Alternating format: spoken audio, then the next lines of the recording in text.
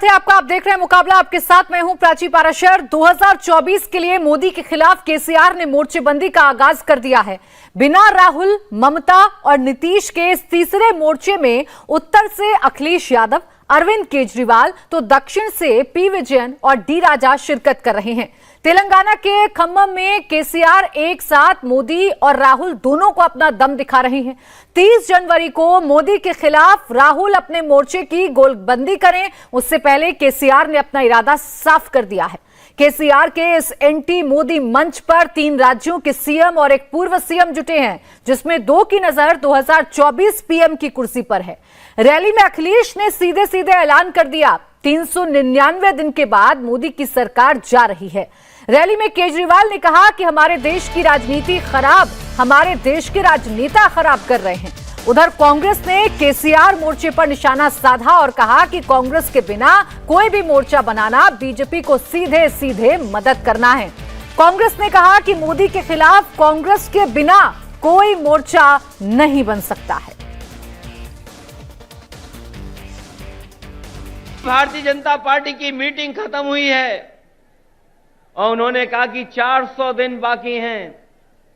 हमें तो लगता था कि ये सरकार तो वो है जो दावा करती थी कि हटेगी नहीं, अब तो वो स्वयं स्वीकार कर रही है कि अब 400 दिन हैं। जो सरकार अपने दिन गिनने लगे, जो सरकार अपने दिन बताने लगे, समझ लो ये 400 दिन बाद सरकार रुकने वाली नहीं है। अब तो 399 दिन बचे हैं कि अगर तेलंगाना में सफाया हो रहा है बीजेपी का, तो उत्तर प्रदेश भी पीछे नहीं रहेगा। आप अपने प्रदेश से हटाइए, यूपी से हम लोग मिलकर के उनको हटाने का काम करेंगे। हम यूपी वाले यही जानते हैं कि जिन्हें प्रधानमंत्री बनना है वो उत्तर प्रदेश जरूर आते हैं। इसीलिए आपने देखा होगा गुजरात से उत्तर प्रदेश आए। अगर गुजरात से प्रधानमंत्री बन सकते होते तो शायद गुजरात को नहीं छोड़ते। और उत्तरायण से अगर कोई चीज शुरू हुई है और अगर दक्षिणायन राजनीति शुरू कर रहा है, तो मुझे उम्मीद है कि आने वाले समय में बदलाव देश में आएगा और देश में एक नई सरकार होगी। ये भारतीय जनता पार्टी के लोग नहीं रहेंगे, क्योंकि इनके पास भ्रम और जाल फैलाने के अलावा कोई रास्ता नहीं है। ये समय समय पर भ्रम फैलाते हैं, समय समय पर जाल फेंकते हैं। ये भारतीय जनता पार्टी भ्रम जाल पार्टी है, इससे सावधान रहना। दिल्ली से फोन आता है, राव साहब को काम मत करने दो, अड़चन अड़ाओ। आता है कि नहीं आता है? दिल्ली से फोन आता है, भगवंत मान को काम मत करने दो, अड़चन अड़ाओ। मोदी साहब का फोन आता है, केजरीवाल को काम मत करने दो, अड़चन अड़ाओ।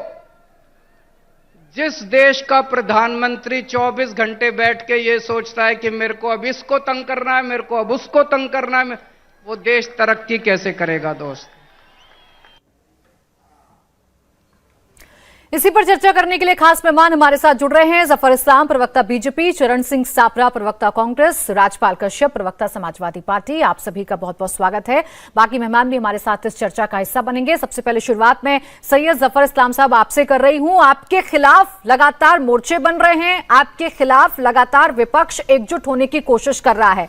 आज अखिलेश यादव ने आपको ये बता दिया, सीधी चुनौती दे दी कि अब आपकी उल्टी गिनती शुरू हो गई है। 399 दिन बाद आपकी सरकार चली जाएगी, यानी 2024 में आप जो सपना देख रहे हैं वो सपना तो कतई पूरा नहीं हो पाएगा। देखिए प्राची जी, पहले तो ये समझ लीजिए कि हमारा यहां रहना, सरकार का रहना, मोदी जी की सरकार का रहना, उसका पूरा पूरा श्रेय जो है वोटर्स को जाता है। हम हर तरह से जो भी कर पाए हैं वोटर्स के सपोर्ट से कर पाए हैं, उनके आशीर्वाद से कर पाए हैं, और उनकी वजह से ये उन्होंने काम किया है। देश को बदलने का काम हमें मौका दिया वोटर्स ने, तो उसके हकदार आज जो देश बदला है, देश जो आगे बढ़ रहा है, देश तेजी से चल रहा है, देश में बदलाव आ रहा है, देश मजबूत हो रहा है, दुनिया की नजरों में दबदबा देश का बढ़ रहा है, उसके हकदार तो वो है। उन्होंने दिया है ये मौका, ये वोट, उनकी हर एक वोट से भारत देश बना, मजबूत बना है। हमने वोटों की राजनीति नहीं की है, हमने देश की राजनीति की है, देश को मजबूत करने की राजनीति की है, और उस राजनीतिक फैसले का जो समर्थन और जो उसको बल देने का काम वोटर्स ने किया है। तो हम तो धन्यवाद देना चाहते हैं वोटर्स को, आशीर्वाद उनका जो हमें जो पर्याप्त उनको आशीर्वाद है, और जो उनका बार बार समर्थन हमें जो प्राप्त है और उनका सपोर्ट है, उसको हम धन्यवाद देना चाहते हैं। और हम जानते हैं कि देश की जनता कभी भी देश को कमजोर नहीं करती है, मजबूत करती है, और उसने जो वोट दिया, हर वोट उनका, उससे उन्होंने देश को मजबूत किया। तो हम उनको धन्यवाद देना चाहते, उन्हीं का फैसला जो है आज देश को मजबूत बना पाया। हम तो एक माध्यम के तौर पे, मोदी सरकार एक माध्यम के तौर पे है, जो उनके जो विचारों को, उनके जो देश को मजबूत करने के इरादों को पक्का करने का काम मोदी सरकार ने किया है, कर्तव्य निभाया है। हमें देश के प्रति जो कर्तव्य निभाना था आदरणीय प्रधानमंत्री जी ने निभाया, लेकिन उसका पूरा श्रेय जो जाता है वोटर्स को, जिन्होंने मोदी जी को ये मौका दिया और ये समर्थन दिया, आशीर्वाद दिया और भरोसा दिलाया। आप वोटर्स की बात कर रहे हैं, आप वोटर्स की बात कर रहे हैं, जाहिर सी बात है लोकतंत्र में वोटर्स कितने स्ट्रांग होने चाहिए, वोटर्स का क्या महत्व है, ये तमाम राजनीतिक दल जानते हैं। जफर जी सुनिए मेरी बात एक सेकंड, आप जो बातें कर रहे हैं ना, वो बातें इसीलिए मैं आपसे पूछ रही हूँ, सवाल मैं इसलिए पूछ रही हूँ कि आप इस बात को तो खारिज नहीं कर सकते ना कि आपके खिलाफ अब ये मोर्चेबंदी हो रही है। आपको हराना ही एक मकसद है पूरे विपक्ष का, चाहे राहुल गांधी भारत जोड़ो यात्रा कर ले, चाहे फिर आज ये तीसरे मोर्चे की झलक देखने को क्यों ना मिल जाए। देखिए, ये वोटरों के खिलाफ, वोटरों के इरादे के खिलाफ, देश की जो बढ़ती हुई रफ्तार को रोकने के खिलाफ ये सारी ताकतें एकजुट होने की कोशिश करें, लेकिन हो नहीं पाएगी। इनको सब ध्वस्त कौन करेगा? ये वोटर्स करेगा, जिनके इरादे नेक है। इनके इरादे जो है वो जो है देश को कमजोर करने वाले इरादे हैं, ये अपोजिशन वाले। तो इनके जाहिर है इनके इरादों को कमजोर करने का काम वोटर्स करेंगे, जिनको मैं धन्यवाद दे रहा था इतना देर से। देखिए, उन्हीं की बदौलत आज देश मजबूत हुआ है और उसका पूरा श्रेय उनको जाता है। तो इनको कुछ भी जितने गुट बनाना बताइए, आपस में आप देखिए कि मेंढक जिस तरह से लड़ता है ना, वो पैर खींचने का काम करेंगे। अभी आप बोल दीजिए केसीआर को कि भाई आप मुख्यमंत्री के कैंडिडेट नहीं बन सकते, इतना उछलिए मत, बीआरएस मत बनाइए, तो वो 2 मिनट में अगर कह दे इनको समाजवादी पार्टी को कि एक्सेप्ट कर लो उनको, ठीक है, तो समाजवादी पार्टी नहीं एक्सेप्ट करेंगे।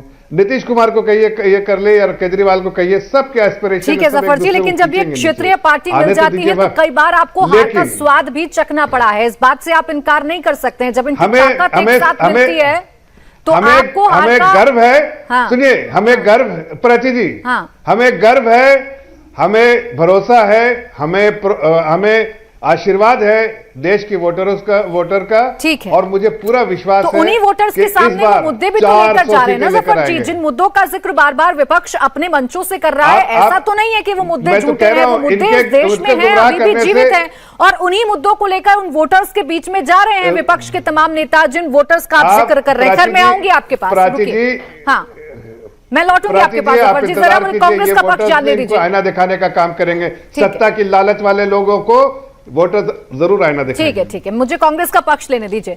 चरण जी, जिस तरीके से अब तस्वीर देखने को मिल रही है, आप तो भारत जोड़ने के लिए निकले थे, लेकिन यहां तो विपक्ष मुझे लगता है कि आपको छोड़कर एकजुट होता हुआ नजर आ रहा है। कांग्रेस तो कहीं नजर नहीं आ रही है। आज जो तीसरा मोर्चा नजर आया, उस मंच से आप लोगों को भी कोसा गया है, आपके खिलाफ भी बातें बोली गई हैं। देखिए प्राची जी, सर्वप्रथम तो मैं जो भारतीय जनता पार्टी के प्रवक्ता अभी बात कर रहे थे उनको ये याद दिलाना चाहूंगा, ये जरा एको निकलवा दीजिए कि इनको मात्र 31% वोट मिला था और मेरे ख्याल से 69% वोट जो है वो भारतीय जनता पार्टी के खिलाफ इस देश में पड़ा है। ये शायद अहंकार में ये सारी बातें भूल जाते हैं। और ये वोटरों का जो धन्यवाद कर रहे थे अभी, मैं ये कहना चाहूंगा कि इन्होंने देश के वोटर्स जो हैं उनके साथ में विश्वासघात किया है। इन्होंने अच्छे दिन का वादा किया था, 2 करोड़ नौकरियों का वादा किया था प्रतिवर्ष, और ऐसे अनेक सारे वादे इन्होंने किए थे। वो वादे आज भी लोग पूछ रहे हैं। इन्होंने कहा था कि डॉलर और रुपया जो है वो एक समान हो जाएगा। लेकिन आज डॉलर की तुलना में रुपया कहां पहुंचा है आपको पता है, 83 रुपए पहुंच गया है। आज देश के अंदर महंगाई है, पेट्रोल डीजल के दाम, एलपीजी के दाम, जीवन आवश्यक वस्तुओं के दाम आसमान छू रहे हैं। ठीक है। बेरोजगारी 45 वर्ष में ऐसी बेरोजगारी नहीं थी जो आज बेरोजगारी है। उसी तरह से ट्रेड डेफिसिट अगर देखेंगे तो वो बढ़ता जा रहा है। तो रुपया गिर रहा है, ट्रेड डेफिसिट बढ़ रहा है, मैन्युफैक्चरिंग इंडस्ट्री जो है वो गिर रही है, एमएसएमई बंद हो रही है। इस देश के अंदर नौजवानों को नौकरी नहीं मिल रही है और ये लोगों का धन्यवाद कर रहे हैं। आपने देश के साथ में विश्वासघात किया, आपने महिलाओं के साथ विश्वासघात किया। महिला सुरक्षा पर बड़े बड़े नारे नरेंद्र मोदी जी ने लगाए थे। क्या हुआ अंजलि का जो दिल्ली में केस हुआ है, या इस तरह से कितने केस रोज हो रहे हैं, और दिल्ली को एनसीआर देखिए ये वो मुद्दे हैं जो हर रोज चर्चाओं में आते हैं। आप इस पर सवाल पूछ लीजिएगा जफर इस्लाम से, इस पर भी लंबी बहस हो जाएगी। लेकिन अभी जो मेरा सवाल था सापरा जी, उन सवालों का जवाब नहीं आया। मैं आपसे ये पूछ रही हूं कि आप विपक्षी एकता की बात कर रहे थे, आप तो चिट्ठी भी लिख रहे थे, लेकिन आप देखिए कि आपसे निकलकर ये जो आज नया मोर्चा बन रहा है, इसमें कांग्रेस तो कहीं नजर नहीं आ रही। बड़ी बात यह है कि उस मंच से आपको भी कोसा गया है, आपकी भी खामियां गिनाई गई हैं। देखिए प्राची जी, ऐसा है लोकतंत्र के अंदर हर किसी को इजाजत है, वो इस तरह की मीटिंग ले सकते हैं। चंद पार्टियां, 4-5 पार्टियां इकट्ठी मिलकर के एक संदेशा देने का प्रयास कर सकती हैं। लोकतंत्र में इसकी आजादी है। लेकिन जिस तरह से हम देख रहे हैं कि ये 2023 के अंदर 9 राज्यों के चुनाव आने, जिसकी शुरुआत आज से शुरू हो गई, मेघालय, त्रिपुरा, नागालैंड के चुनाव डिक्लेयर हो गए हैं। यानी एक सेमीफाइनल जो है 2024 का सेमीफाइनल 2023 में हो रहा है, और ये 2023 में जो सेमीफाइनल हो रहा है इससे बहुत सारी चीजें तय होंगी। और 2024 में कुछ प्री पोल अलायंस होंगे, कुछ पोस्ट पोल अलायंस होंगे। आपको मैं याद दिलाना चाहूंगा 2004 में किस तरह से सभी कहते थे अटल बिहारी वाजपेयी तो बहुत बड़े नेता थे और बहुत बड़ा व्यक्तित्व था, नरेंद्र मोदी जी से भी बड़े थे, शाइनिंग इंडिया चला था, हर कोई कहता था कि कांग्रेस पार्टी साफ हो जाएगी। लेकिन क्या हुआ, कांग्रेस पार्टी सोनिया गांधी जी के नेतृत्व में हमने बीजेपी को हराया और उस समय सत्ता बनाई। सीपीआई और 2004 की बात कर रहे हैं, और बाकी जो राजनीतिक दल हैं जो अभी आपके साथ नजर नहीं आ रहे हैं सापरा जी, वो 1996 का एग्जाम्पल सेट करने की कोशिश कर रहे हैं। बार बार कहते हैं कि जरूरी है क्या पीएम बीजेपी का बने, जरूरी है क्या पीएम कांग्रेस का बने। हम तो तीसरे मोर्चे की अब तलाश कर रहे हैं। मैं तो इसको लेकर सवाल पूछ रही थी।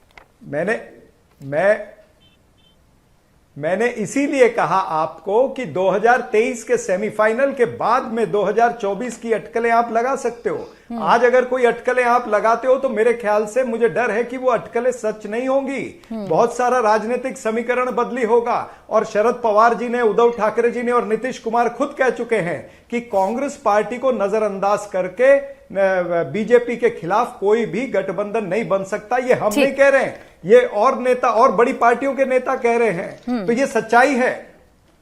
ठीक है, चल, लेकिन सर आज एक मोर्चा तो बन गया ना, उसमें कांग्रेस तो नजर नहीं आ रही और अटकलें हम नहीं लगा रहे। सर आप लोग वजह देते हैं, इस वजह से फिर उस पर चर्चा हो जाती है। खैर राजपाल कश्यप जी, जो बातें अभी सापरा साहब कह रहे हैं कि आप बेशक एक मोर्चा बना लीजिए, लेकिन कुछ भी कहना अभी बहुत जल्दबाजी होगी। लेकिन कांग्रेस के बिना, अभी भी वो ये बात दोहरा रहे हैं कि कांग्रेस के बिना बीजेपी के खिलाफ कुछ भी करना संभव नहीं है। सर आप कांग्रेस को छोड़कर केसीआर के साथ फिलहाल जाते हुए नजर आ रहे हैं। देखिए, पहली बात तो जो भी वहाँ लोग उपस्थित थे वो अपने अपने राज्यों के ताकतवर नेता थे। और माननीय अखिलेश यादव जी उत्तर प्रदेश में चीफ मिनिस्टर रहे हैं और मुख्य विपक्षी दल है, और बीजेपी को कई मौकों पे धूल चटाने का काम किया। उनकी शासन सत्ता केंद्र में भी रही, उत्तर प्रदेश में भी रही। चाहे गोरखपुर में ही बाई इलेक्शन हुआ था, जहां से योगी आदित्यनाथ जी चीफ मिनिस्टर बनने के बाद में सीट खाली हुई थी, वहां पे भी समाजवादी पार्टी के राष्ट्रीय अध्यक्ष जी ने वहां हरवाने का काम किया। उप मुख्यमंत्री इनके केशव जी मौर्य जी थे, इनकी सीट खाली हुई तो वहां पे भी समाजवादी पार्टी स्थापित करने का काम किया। और अभी जस्ट बाई इलेक्शन हुआ, यूपी का सेमीफाइनल हुआ जो 24 का होगा, माननीय नेताजी की सीट खाली हुई थी। लोकसभा मैनपुरी बीजेपी ने पूरी ताकत लगा दी, पूरी शासन तंत्र को लगा दिया। श्रीमती डिंपल यादव जी लड़ी, वहां लगभग 3 लाख वोटों से समाजवादी पार्टी जीती है। ठीक है। और मुजफ्फरनगर में एक सीट का चुनाव था, वहां भी समाजवादी पार्टी और राष्ट्रीय लोकदल का गठबंधन जीता है, बीजेपी हारी है, वो बीजेपी की सीट थी। और रामपुर में तो जबरदस्ती इन्होंने सर्टिफिकेट दे दिया। मैं इसी पर आ रही थी, मैं इसी पर आ रही थी राजपाल जी कि जब बात आप गोरखपुर की करेंगे, जब आप बात केशव प्रसाद मौर्य की करेंगे, तो बात आजमगढ़ की भी की जाएगी। फिर अगर आपने वहां पर बीजेपी को हरा दिया तो आपके ही गढ़ में बीजेपी ने भी तो आपको हराया है। आजमगढ़ किसकी सीट है अब ये मुझे कहने की जरूरत तो नहीं है। नहीं, सही है, हम मानते हैं आजमगढ़ में जो कमियां रही उनको पूर्ति करते हुए मैनपुरी में मैंने जवाब दिया ना। और दूसरी बात, और उत्तर प्रदेश में यही बीजेपी को घटाया है, माननीय अखिलेश यादव जी ने घटाया है। बीजेपी बढ़ी नहीं है। 22 के इलेक्शन में हमारी पहले 45 सीटें थी, आज 125 सीटें हैं और लगभग 70 सीटें हैं जो 5000 वोट के अंतर से हारे हैं। और कई जगह इनके कलेक्टरों ने बेईमानी करके जबरदस्ती सर्टिफिकेट दिया है। उत्तर प्रदेश में नंगा नाच हुआ है। क्या ईवीएम नहीं पकड़ी गई? और बैलेट पेपर, जहां चुनाव बैलेट पेपर से जो कर्मचारियों उनका वोट पड़ा है उसमें लगभग तो नया फॉर्मूला है कि आप जीतने के लिए चुनाव नहीं लड़ते हैं, सत्तारूढ़ पार्टी की सीटें कम करने के लिए अगर चुनाव लड़ते हैं आप ये कहेंगे तो सर फिर इस पर मैं आपसे क्या सवाल पूछूं। खैर मैं अपना सवाल दोहराती हूं सर, मतलब मैं ये नहीं पूछ रही हूं कि समाजवादी पार्टी यूपी में कितनी मजबूत है और कितनी मजबूत नहीं है। सुन लीजिए एक मिनट, मुझे पता है मुख्य विपक्षी दल है और समाजवादी पार्टी को यूपी में इग्नोर नहीं किया जा सकता है। मैं तो तीसरे मोर्चे को लेकर सवाल पूछ रही हूं सर। राहुल गांधी जब बुलाते हैं भारत जोड़ो यात्रा में शामिल होने के लिए तो आपको परहेज हो जाता है, आप दूर से शुभकामनाएं दे देते हैं, लेकिन केसीआर की रैली में शामिल होने के लिए यूपी से चढ़कर आप तेलंगाना पहुंच जाते हैं सर। मैं ये पूछ रही हूं दूरी क्यों है कांग्रेस और आपके बीच में? देखिए ऐसा है कि माननीय राष्ट्रीय अध्यक्ष जी ने उनको शुभकामनाएं दी हैं, उनको पत्र लिख के शुभकामनाएं दी हैं। और कौन दल किसके साथ में गठबंधन करेगा और कहां कौन मीटिंग में जाएगा ये तो राष्ट्रीय अध्यक्ष है और अपनी अपनी पार्टियों के राष्ट्रीय अध्यक्ष हैं, वो राष्ट्रीय नेतृत्व तय करेगा। दूसरी बात क्या कहते हैं कि अब इनके दल में बीजेपी के साथ जो चला जाए बहुत अच्छी पार्टी है, बीजेपी से जो दूर चला जाए, क्योंकि बीजेपी के साथ में भी कई सहयोगी दल थे जो आज नहीं है, चाहे उनका पहले एनडीए बना हो, आज कहां एनडीए है, उसमें तो कई दल नहीं है। और वैसे ही कांग्रेस भी है, कांग्रेस के साथ में जो चला जाए तो अच्छा है, नहीं तो बेकार है। तो ऐसा नहीं, उत्तर प्रदेश बड़ा राज्य है, मैंने फिर कहा, और जितने वहां नेता थे तो वो अपने अपने राज्यों के ताकतवर नेता थे। नहीं राजपाल जी, देखिए बीजेपी का एनडीए टूट रहा है, इस बात का जवाब जो है जफर जी देंगे, उनसे मैं इस बात का जवाब लूंगी, लेकिन सवाल इस बात को लेकर है, राहुल गांधी जब आते हैं आपके प्रदेश में चलकर आते हैं ना, आप शुभकामनाएं दे देते हैं, लेकिन तेलंगाना आप केसीआर से मिलने पहुंच जाते हैं, तो सवाल ये उठ रहा है कि आप अब राहुल से ज्यादा केसीआर के कद को बड़ा मान रहे हैं या राहुल से ज्यादा आप केसीआर को ज्यादा विश्वसनीय मान रहे हैं? ये सवाल है सीधा सा आपसे। नहीं, देखिए किसी के कद को हम न छोटे करने के लिए बैठे हैं और न बड़ा बताने के लिए बैठे हैं। हमारी पार्टी है, हमारी पार्टी की विचारधारा से जिसकी विचारधारा खाती है। और दूसरी बात, माननीय राष्ट्रीय अध्यक्ष जी ने पत्र लिखा, शुभकामनाएं दी, कोई जरूरी नहीं कि सबके दलों के कार्यक्रम में जाएं ही, बहुत से दल हैं जिनकी शुभकामनाएं दी हैं और माननीय अखिलेश जी ने शुभकामनाएं दी। दूसरी बात, समाजवादी पार्टी लगातार अपने विचार, सामाजिक न्याय, बाबा साहब के बनाए हुए संविधान की रक्षा के लिए, आरक्षण के लिए, पिछड़े, दलित, किसान, इनकी सबकी आवाज बुलंद करती रही। और आज बताइए ना, उत्तर प्रदेश ये जो बीजेपी मैं जान रही हूं सर, इस मजबूरी को मैं जान रही हूं कि आगे भविष्य के लिए आप कुछ बोल नहीं रहे, लेकिन आज आपके देश मजबूत करने के लिए नहीं किया इन्होंने, अडानी अंबानी को मजबूत किया है। आज सर अपने एक्शन से बता दिया कि आप किसके साथ हैं और किसके साथ नहीं है। मैं बाकी मेहमानों पर चली जाऊं सर, बाकी मेहमानों पर चली जाऊं, फिर मुद्दों पर चर्चा कर लेंगे। आज तो मैं तीसरे मोर्चे को लेकर चर्चा कर रही थी, मुद्दों पर भी चर्चा कर लेंगे। मैं जरा बाकी मेहमानों के पास चले जाऊं। बच्चू श्रीनिवास हमारे साथ है, नेता भारत राष्ट्र समिति यानी बीआरएस से। बच्चू जी, जो आज एक मोर्चा दिखाने की कोशिश की गई, जिस शक्ति का एहसास कराने की कोशिश की गई, उसमें कांग्रेस नहीं थी, हालांकि कांग्रेस ने भी केसीआर को न्योता नहीं दिया है। सापरा साहब ये कह रहे हैं कि कोई भी मोर्चा नहीं बन सकता बिना कांग्रेस के, अगर बीजेपी को हराना है तो कांग्रेस जरूरी है।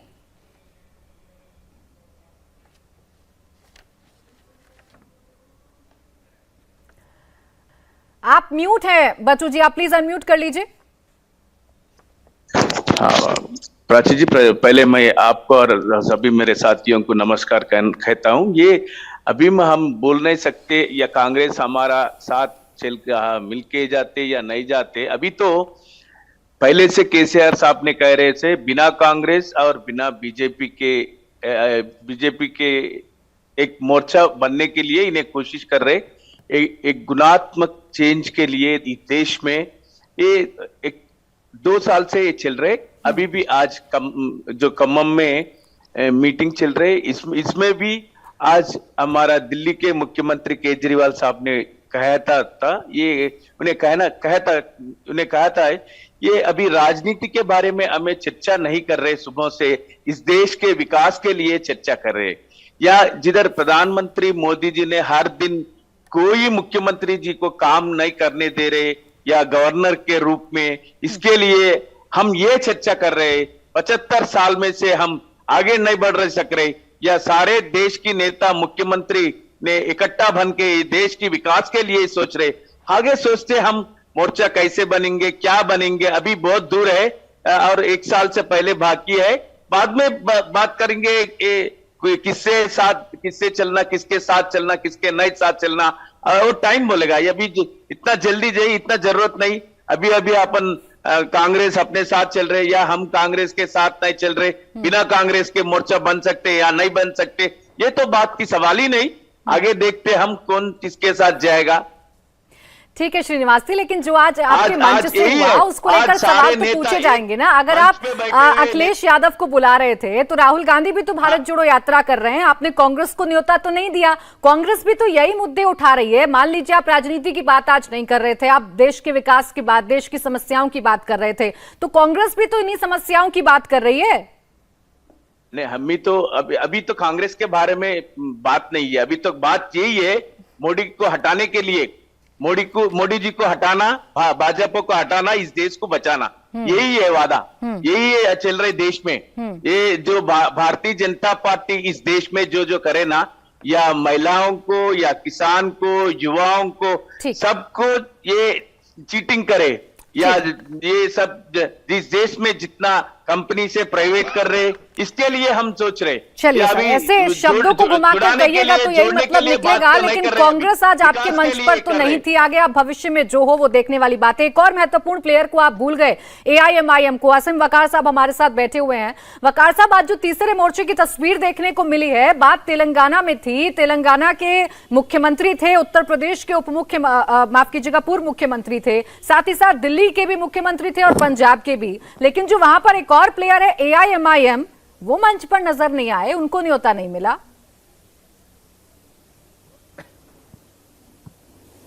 मैडम बहुत शुक्रिया आपका कि आपने मुझे बुलाया, अपनी बात रखने के लिए मौका दिया। एक शेर के साथ बात शुरू करना चाह रहा हूं, उसी में सब मकसद छुपा भी है और सब समझ में भी आ जाएगा कि सितारों से आगे जहां और भी है, अभी इश्क के इंतहा और भी हैं, तही जिंदगी से नहीं ये फजाएं, यहाँ सैकड़ों कारवां और भी हैं, कनात न कर आलमे रंगो बू पर, चमन और भी हैं, आशियां और भी हैं। तो ऐसा नहीं होता है कि अगर एक ख़त्म हो गया तो राहें बंद हो गई। बहुत बड़ा आसमान है, सब परवाज़ करेंगे, हम भी करेंगे। और अभी तो कुछ भी कहना जल्दबाजी होगी। अभी तो 2024 का आगाज़ हुआ है, स्टार्टिंग हुई है। अभी तो बहुत से लोग आएंगे और बहुत से जाएंगे, बहुत से रिश्ते बनेंगे, बहुत से रिश्ते टूटेंगे, बहुत से लोग मोहब्बत में दूसरों के करीब आएंगे, बहुत से लोग नाराज़ होकर लोगों से दूर चले जाएंगे। अभी कुछ भी कहना मुनासिब नहीं होगा। अभी तेल देखिए और तेल की धार देखिए, और ये देखिए कि हवा किस रुख बह रही है। ऐसा नहीं है कि किसी के बुलाने से हम राजनीति शुरू कर देंगे और किसी के ना बुलाने से हमारी राजनीति ख़त्म हो जाएगी। मजलिस-ए-इत्तेहादुल मुस्लिमीन अपने आप में एक बड़ा प्लेयर है। पूरे हिंदुस्तान में मजलिस-ए-इत्तेहादुल मुस्लिमीन के वोटर्स हैं, चाहने वाले हैं। असद ओवैसी साहब को मोहब्बत करने वाले लोग पूरे देश में हैं, देश छोड़ दीजिए, पूरी दुनिया में है इस वक्त।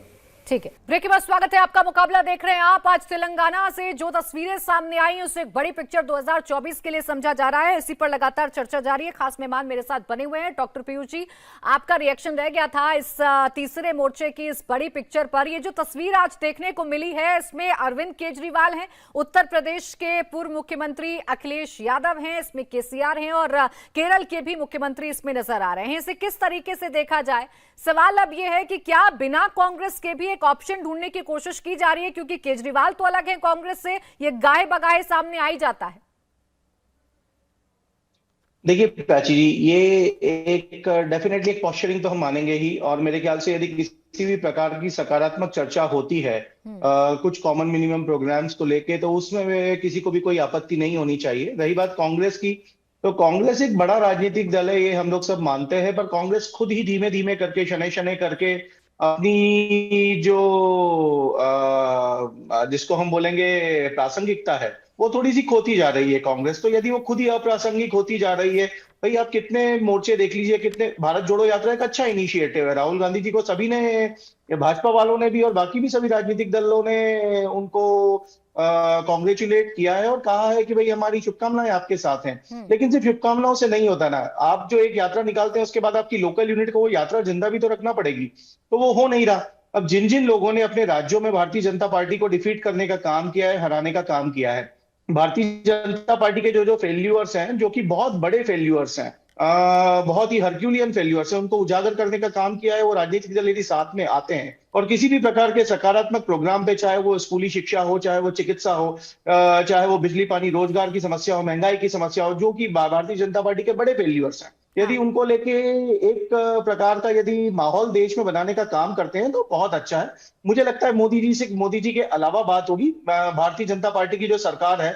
पूरी तरीके से जो विफल हो चुकी है, उस विफलता पे बात होगी और उस विफलता को जनता के सामने लाया जाएगा। सब लोग अपने अपने राज्य में लेकर आएंगे और देश में एक प्रकार का एक सकारात्मक विपक्ष की भूमिका निभाएंगे। चुटकी जो बीजेपी की तरफ से ली जाती है वो ये, जब तमाम विपक्षी दल एक साथ मिलते हैं तो बीजेपी यही सवाल पूछती है कि मिल तो रहे हैं, लेकिन नेता कौन होगा यही नहीं आप लोग तय कर पाएंगे। आज ही की तस्वीर में देख लीजिए, केसीआर भी अपने आप को पीएम कैंडिडेट के तौर पर प्रोजेक्ट करते हैं और केजरीवाल के जो तमाम समर्थक हैं और जो केजरीवाल हैं वो भी कहते हैं कि चुनौती मोदी को सिर्फ मैं ही दे सकता हूं इस देश में।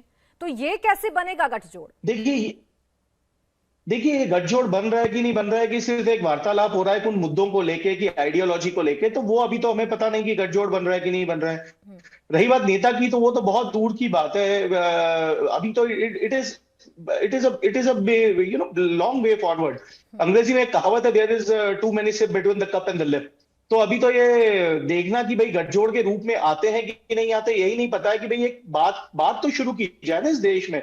जैसे भारतीय जनता पार्टी की नेशनल एग्जीक्यूटिव की मीटिंग हुई, तो उन्होंने क्या बातें करी कि भाई हिंदुत्व की बात करेंगे और मोदी की बात करेंगे, तो पर्सनालिटी सेंट्रिक और रिलीजन सेंट्रिक इलेक्शन लड़ेंगे। इशू सेंट्रिक इलेक्शन वो लोग लड़ने वाले हैं ही नहीं। तो भाई वो इश्यूज को तो लाना पड़ेगा ना। और सब लोग अपने अपने राज्य के बड़े नेता हैं, तो सब जितने बड़े नेता हैं, मुख्यमंत्री हैं, विपक्ष के बड़े नेता हैं, वो सब लोग यदि अपने अपने राज्य में भारतीय जनता पार्टी की विफलता की बात करेंगे और जो असली मुद्दे उनको देश के साथ लाने का काम मोदी ये भी कहते हैं, देश के प्रधानमंत्री ये भी कहते हैं कि देश के मुसलमानों के खिलाफ कोई ऐसा बयान मत दीजिए जिससे उनकी भावनाएं आहत हों। वो अपने कार्यकर्ताओं को, अपने नेताओं को ये नसीहत भी दे रहे हैं, अगर आप बात सिर्फ हिंदुत्व की करेंगे तो। खैर, मैं आऊंगी जफर जी आपके पास। एक बात जरा सापरा जी से मैं पूछ लूं, जो पीयूष जी कह रहे थे अभी कि सिर्फ शुभकामनाओं से तो काम नहीं चलता है ना सापरा साहब। आपको सिर्फ और सिर्फ शुभकामनाएं मिल रही हैं, आपको सिर्फ और सिर्फ चिट्ठियां मिल रही हैं, लेकिन जो एक साथ होता है, आपके गठबंधन के नेताओं को छोड़ दूं तो बाकी साथ तो आपको नहीं मिल रहा। राजपाल कश्यप जी भी शुभकामनाओं की बात कर रहे हैं, लेकिन उससे ज्यादा केसीआर पर यकीन कर रहे हैं अखिलेश यादव। यहां से चलकर पहुंच गए तेलंगाना।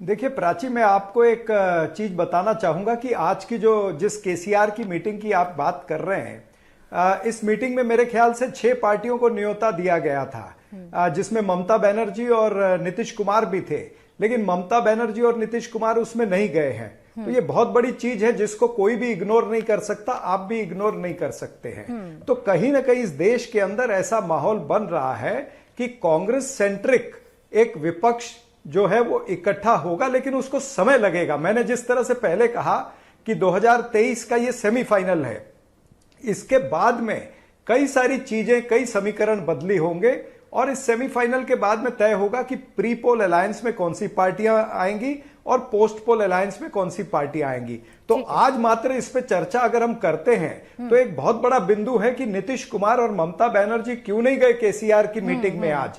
इसके पीछे बहुत सारी बातें हैं जो आने वाले दिन में उसका नीतीश खुलासा कुमार है वो होगा। भी समाधान तो यात्रा निकाल रहे हैं, उनकी महत्वाकांक्षाएं महत्वाकांक्षाएं भी सामने आती हैं, उनके जो चाहने वाले हैं वो भी उन्हें पीएम के तौर पर देख रहे हैं। और ममता बनर्जी तो पहले ही अपने आप को अलग कर चुकी है। मुझे याद तो दिलाने की जरूरत नहीं है कि जब वो दिल्ली में आती हैं सबसे बैठक करती हैं और किनारा किससे कर लेती हैं।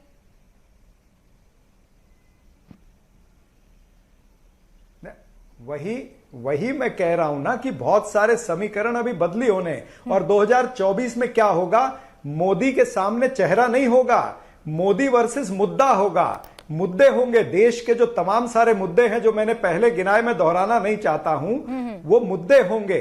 और जिस तरह से 2004 में चुनाव हुआ था कि अटल बिहारी वाजपेयी उनके सामने कोई चेहरा नहीं था, लेकिन कांग्रेस पार्टी 142 सीटें लाई और चेहरा डॉक्टर मनमोहन सिंह बाद में बने। पोस्ट पोल प्राइम मिनिस्टर का चेहरा आया और उसी प्राइम मिनिस्टर ने 10 साल सत्ता मजबूती से चलाई है इस देश की। वो बात ठीक है सापरा साहब, लेकिन मैं तो यही पूछ रही थी ना, छोटे छोटे राजनीतिक दलों का, क्षेत्रीय दलों का 2004 में आपको साथ मिला था ना। इस बार आपकी तारीफ सब कर रहे हैं, लेकिन आपके साथ आता हुआ कोई नजर नहीं आ रहा। मैं आ रही हूँ जफर इस्लाम जी, अब आप ही के पास आ रही हूँ। जिन मुद्दों का जिक्र बार बार सापरा जी कर रहे हैं, मिलेगा ना 2024 तो आने दीजिए। ठीक है सर, ठीक है, इंतजार कर लेंगे 2024 का, लेकिन इस पिक्चर को भी तो इग्नोर नहीं कर सकते ना। जफर इस्लाम जी, जिन जिन मुद्दों का जिक्र अभी सापरा साहब कर रहे हैं, इन मुद्दों को भी तो आप डिनाई नहीं कर सकते ना। इन मुद्दों को लेकर ही विपक्ष ये सोच रहा है कि अब कुछ भी हो जाए, आपको तो सत्ता में आने नहीं देना है, और इसी वजह से जगह जगह मोर्चेबंदी हो रही है, शुरुआत हो गई है आपको हराने की। अब आप ही देखिए प्राची जी, अभी सापरा जी को मैं सुन रहा था, हमारे मित्र हैं, उन्होंने क्या कहा कि आपका ध्यान नीतीश कुमार जी पे नहीं है, ममता बनर्जी पे नहीं, कि वो दोनों नहीं है। इससे क्या समझ में आता है, ये एक नहीं, एक अनार कई बीमार वाले हैं। अब उसमें नीतीश कुमार भी एक हाथ अपना उठा रहे हैं कि मैं भी प्रधानमंत्री बनना चाहता हूं, ममता बनर्जी भी उठा रही, इधर केसीआर और वो भी है, राहुल गांधी जी है, इतने सारे लोग हैं।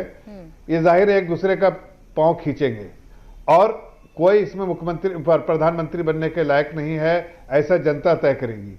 दूसरी बात मैं कहना चाहता हूं कि अगर वाकई मुद्दों के बारे में जो ये बात करते हैं, वो मुद्दा ना तो जनता के बीच में है, ना जनता समझती है अच्छा से।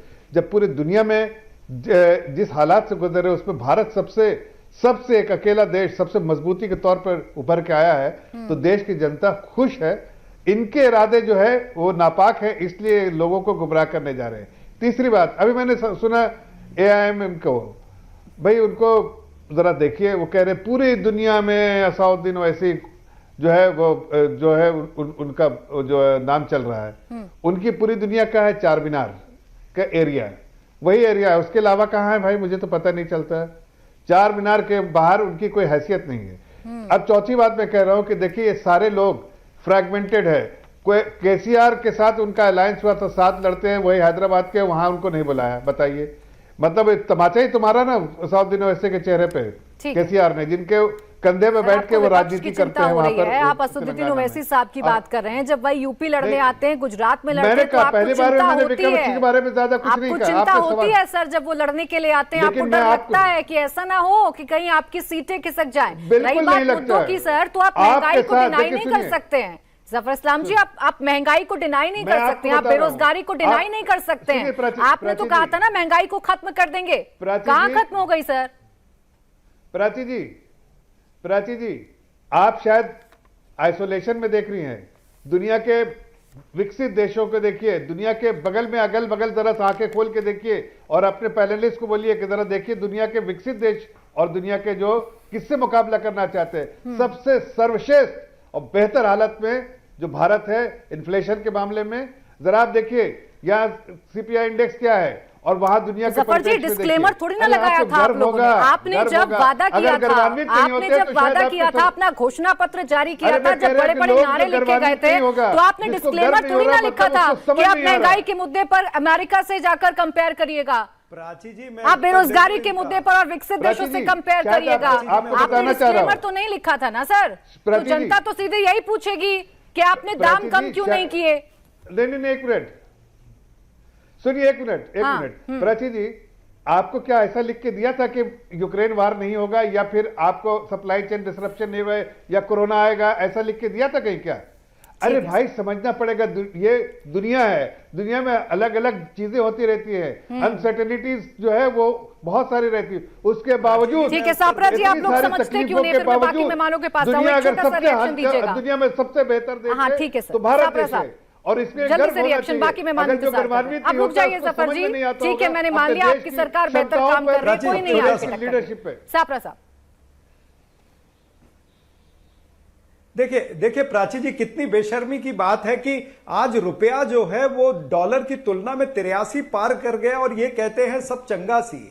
आज विदेश के अंदर जो तेल है वो सस्ता हो रहा है, लेकिन वो सस्ता तेल जो है वो हमको मिल नहीं रहा है। आज हमको डीजल जो है 98 रुपए में मिल रहा है और पेट्रोल 106 रुपए है। सापरा साहब, ये मुद्दे तो हैं सर, ये मुद्दे तो हैं, आप कितना भी कहिए सापरा जी, इन मुद्दों को कोई डिनाई नहीं कर रहा है, ना मैं डिनाई कर रही हूँ ना इस देश की जनता डिनाई कर रही है, लेकिन उन मुद्दों को ठीक करने के लिए, उन मुद्दों के खिलाफ आवाज उठाने के लिए एक आवाज कहां है, ये सवाल है सर। आप भारत तो जोड़ रहे हैं, आप चिट्ठी तो लिख रहे हैं, लेकिन आपके साथ फिलहाल सिर्फ राहुल गांधी अकेले चलते हुए नजर आ रहे हैं। अब आप बेशक कहिएगा कि जल्दबाजी है बोलना, रुकिए ना, 30 तारीख को आपको नजर आएगा ना, 30 तारीख को जो 23 पार्टी के नेताओं को बुलाया है वो आपको भी नजर आएगा कि कितनी सारी पार्टियां जो है वो कांग्रेस पार्टी के साथ या राहुल गांधी जी की भारत जोड़ो यात्रा के साथ या उनकी जो विचारधारा है उसके साथ में रहना चाहते।